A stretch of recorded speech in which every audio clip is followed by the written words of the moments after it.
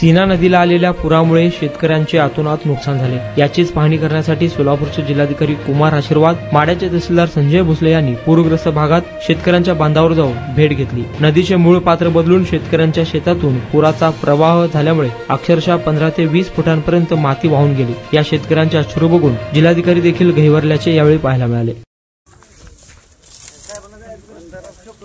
जास्त नुकसान झालं दुसऱ्या वेळेच्या पाण्यामुळे,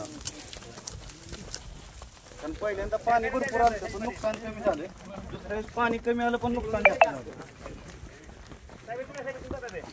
राहू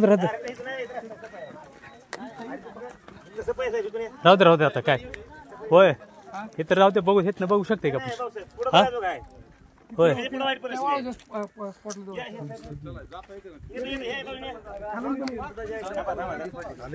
हा हो ना राहू दे।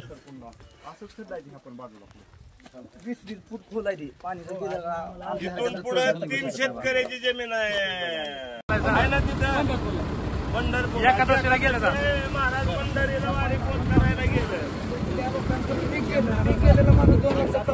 आपल्याकडे जमीनच गेली, त्याला काय करायचं? हा पूर्ण